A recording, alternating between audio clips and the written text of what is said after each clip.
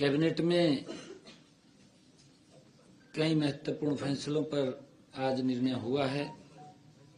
हमारे जो पूर्व कर्मचारी थे, जैसे MITC या हमारे कन्फेड हरियाणा मिनरल लिमिटेड, हथकरघा एवं निर्यात निगम, ऐसे कर्मचारी जो डिपार्टमेंट मर चुके थे पीछे, और वो इधर उधर घूमते थे, चक्कर काटते थे कि हमें कोई पेंशन का भी प्रावधान नहीं है।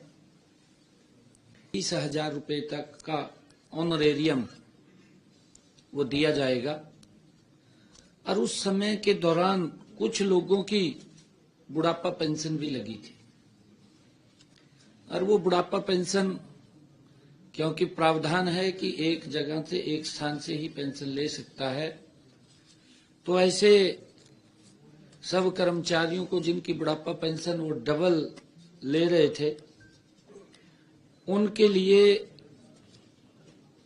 जो बुढ़ापा पेंशन थी, सम्मान भत्ता था, वो लगभग 1 साल का उनका 1,46,00,000 रुपया आज उनका वो माफ किया है।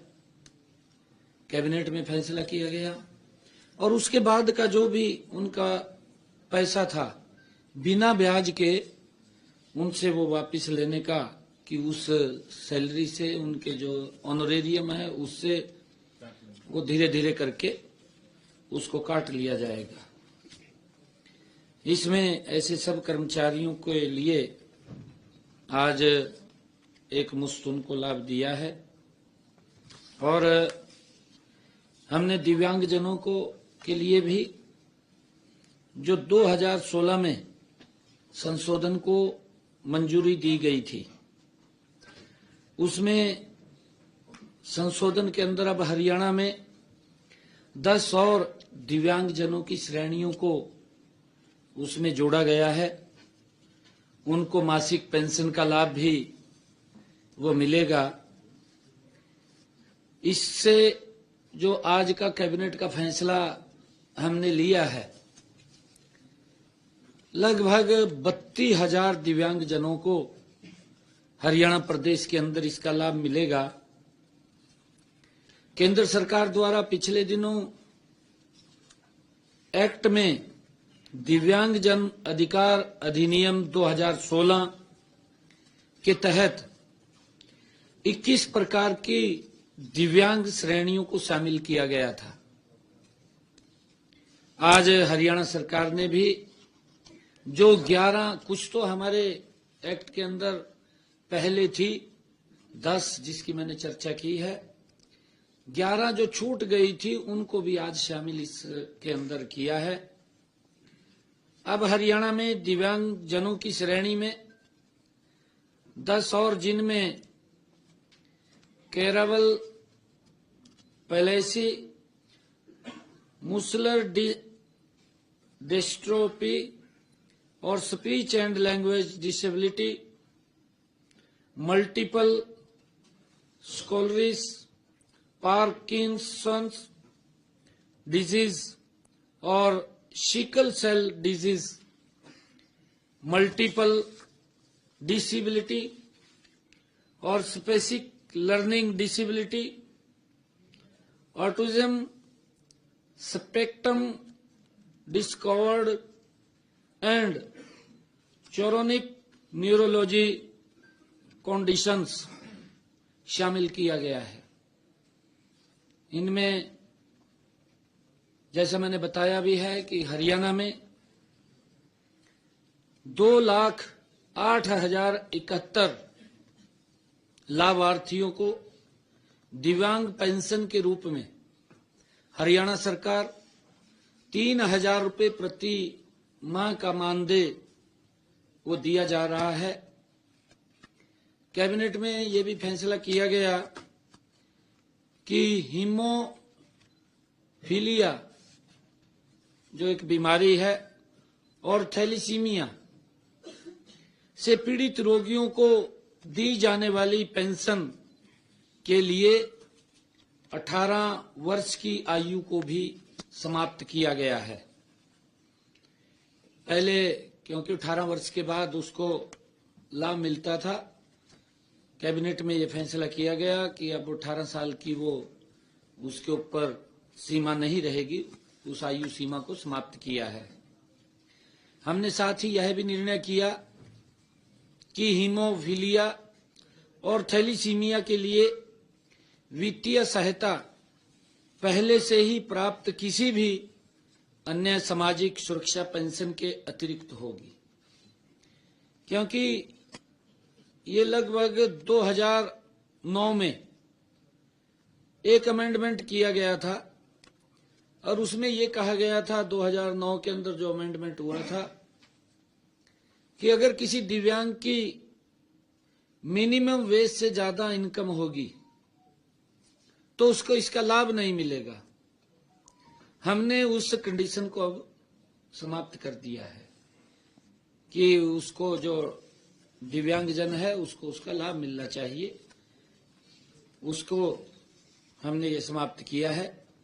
और साथ ही यह भी निर्णय किया कि हीमोफीलिया और थैलीसीमिया के लिए वित्तीय सहायता पहले से प्राप्त किसी भी अन्य सुरक्षा पेंशन के अतिरिक्त ये होगी, उससे अलग होगी।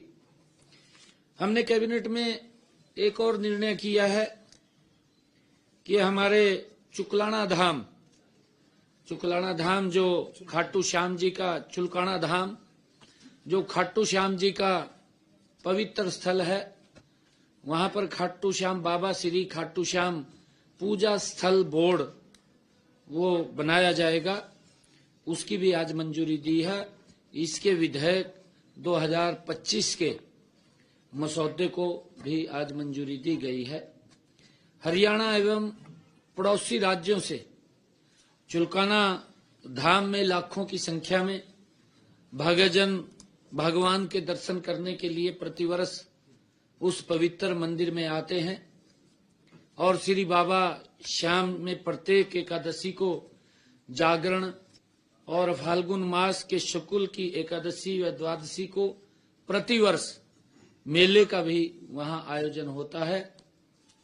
जैसा मैंने कहा है कि इसमें इस पवित्र स्थल की बड़ी मान्यता है और इसलिए वहां पर लाखों की संख्या में श्रद्धालु आते हैं इस तीर्थ स्थल को और बेहतर और प्रबंधन की दृष्टि से वहां पर सुविधाएं हों, उसके लिए पूजा स्थल बोर्ड का ये गठन किया गया है। वहां श्राइन बोर्ड के अंदर उसको लिया गया है, इसकी भी मंजूरी दी गई है। एक और बड़ा आज निर्णय कैबिनेट में किया गया है, हमारे जो छोटे व्यापारी हैं जो काफी लंबे समय से लिटिगेशन में थे, जीएसटी का कर, वैट या पिछले जो कर थे उसके अंदर लंबे समय से वो लिटिगेशन में थे और व्यापारियों को कोर्ट के चक्कर लगातार काटने पड़ रहे थे। हम एक वन सेटलमेंट स्कीम लेकर के आए हैं और आज उसको मंजूरी दी है कि बैठक में जीएसटी से पहले के, जब जीएसटी आया उससे पहले के 7 अधिनियमों के तहत बकाया कर राशि का निपटान करने के लिए हरियाणा में एक मुश्त निपटान योजना 2025 को आज मंजूरी कैबिनेट ने दी है। इस योजना के तहत किसी एक अधिनियम में किसी व्यक्ति के खिलाफ अगर 10 लाख रुपए तक की बकाया राशि वो करदाता के रूप में खड़ी थी, लिटिगेशन में था, हमने ये निर्णय किया है कि 10 लाख रुपए तक के नीचे के, 10 लाख रुपए से नीचे के ऐसे सब जो लोग हैं उनको ये राहत दी गई है कि उनके मूल में से ब्याज तो पूरा माफ हो जाएगा, जितना ब्याज है वो तो माफ हो जाएगा, परंतु मूल में से भी 1 लाख रुपया वो कम किया जाएगा और उस मूल का भी 60% माफ कर दिया जाएगा। 40% मात्र उसने देना है ताकि वो उस लिटिगेशन से बच सके, उसको राहत मिले। एक बड़ा फैसला कैबिनेट ने आज किया है। 10 लाख से ऊपर के 10 करोड़ रुपए तक के जिनका बकाया है, ऐसे करदाताओं को भी हमने 50% की छूट दी है।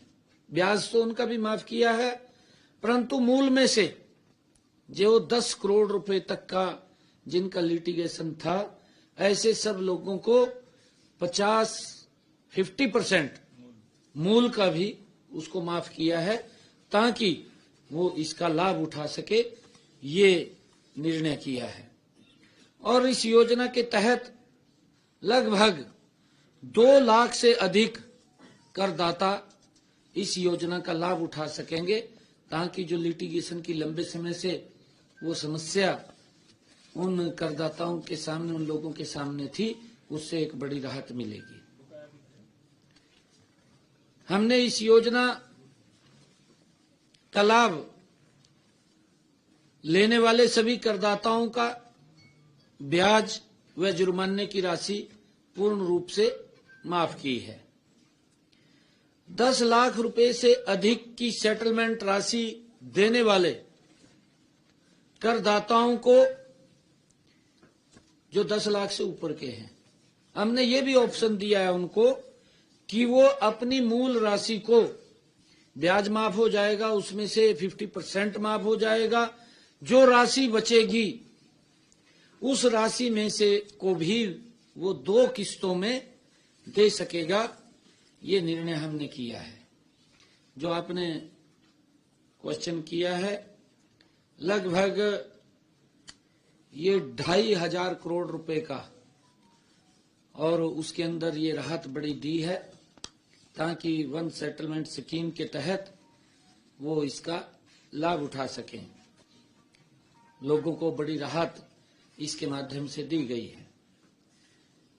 हमने ये भी निर्णय किया है कैबिनेट की बैठक के अंदर, हरियाणा को प्रदूषण मुक्त करने के लिए हरियाणा क्लीन एयर प्रोजेक्ट की डीपीआर को भी मंजूरी दी है।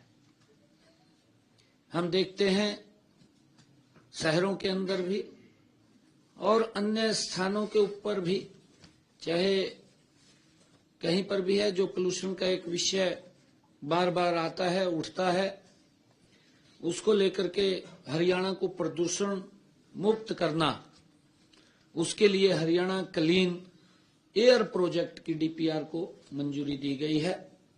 लगभग 3,647 करोड़ रुपए के कुल इसको परियोजना पे खर्च होंगे, निवेश होगा, और वर्ल्ड बैंक से परियोजना के कार्यान्वयन करने के लिए 2,498 करोड़ रुपए का लोन भी लिया जाएगा।